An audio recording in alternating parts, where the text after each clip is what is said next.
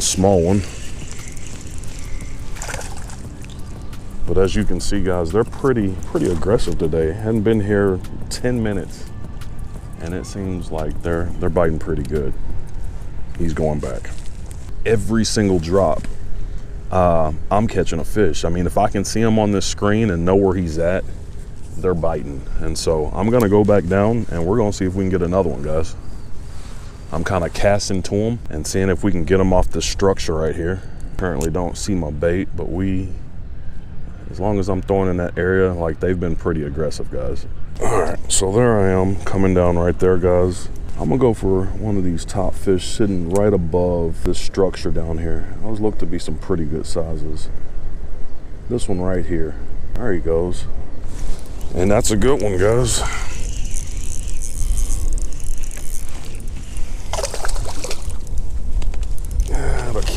You can see that belly's almost flat. See, they're chasing it, but they're not being aggressive towards it right now, and that leads me to believe that my bait's not on there correctly. Anytime that bait comes off that head like that, you always want to, what I'm gonna do is I'm gonna take it and go right back up through the tougher part of it.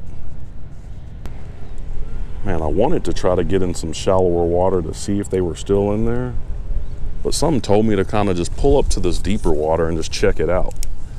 And sure enough, they're hitting pretty good. This is my first stop. Hadn't been here, like I said, 10-15 minutes now. And man, they're doing what I want them to do.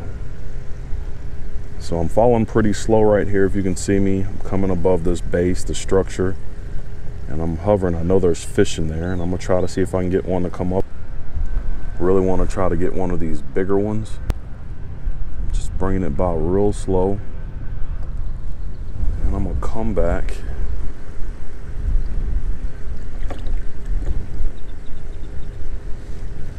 Move up on this stump just a little bit. I'm using my little short 3-footer today. And as I'm moving, I might get a hit, but I want to move to the end of it because it looks like they're structured in front of the stump. And I want to drop down in front of it. But as I pass over it, I'm seeing some nice stuff. Looks like a good one right there, if he'll come up and hit it. I believe some of these are mixed in with catfish and crappie. May even have some sand bass and bluegill in there too. But the crappie are there. There he goes.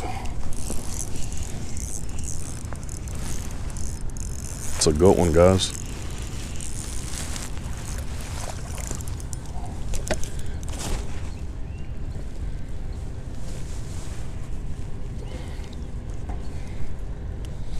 And I'll say their bellies are almost flat. I mean, yeah, it's not as thick as it's been.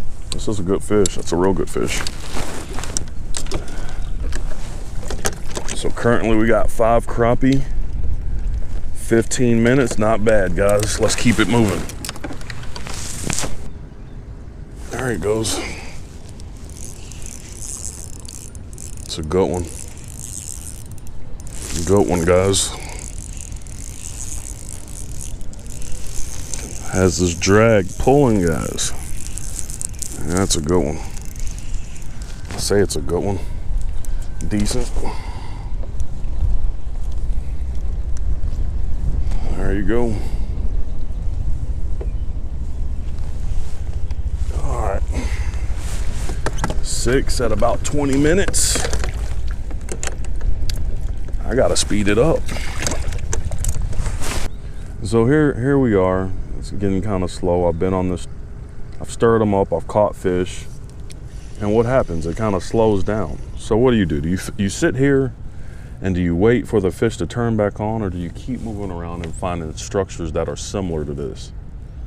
So what I'm gonna do is I'm gonna move around, I'm gonna find another structure, and I'm gonna fish it the same way I'm fishing this, and I guarantee that when I pull up to this next structure, those fish aren't used to fish coming up and getting pulled out of the water within the proximity. So we're gonna pull up and find another fish and see if we can get them active again. So let's move.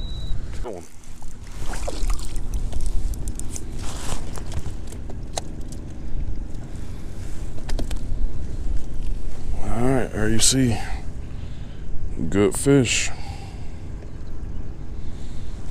I see a stump. It looks like it could hold some fish. And I'm gonna see if there's some crappie here. You know, I'm pulling up and I see this with the tails kind of up in the air, and that leads me to believe that there should be fish here. So let's check it out and see what we can get. That looks like fish, guys. There's a good one. That's a good one, guys. And you see that? This one has his tuxedo on.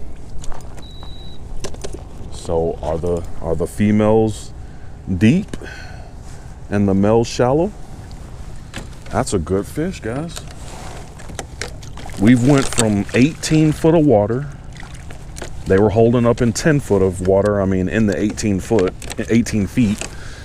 And now I'm in 5 feet of water and I'm still catching slabs. So, hey, the fish are here. I mean, whether you're on the bank throwing and casting with a bobber with a minnow on it, or, you know, bouncing a jig or whatever with that bobber, you can catch fish shallow or deep.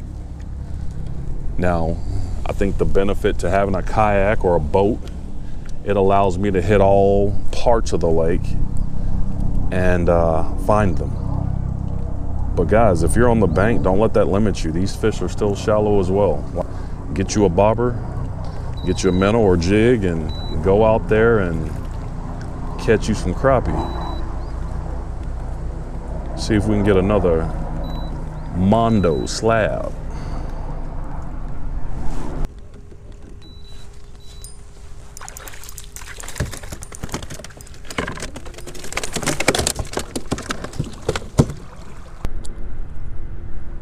It's a good one, guys, if he hits it.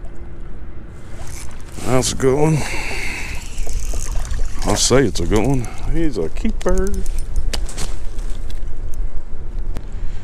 Keep. I don't think some of y'all believe me, so I'm gonna go ahead and put them in there, that measurer, just so you can see. It's 10, that black line's 10. And what I'm doing, guys,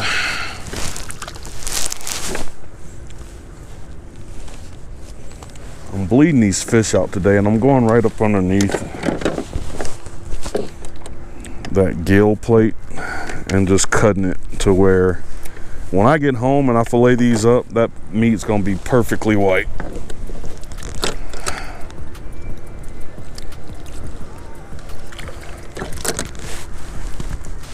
Guys, not a bad day. Got them all bleeding out, and gonna get home and fillet these up.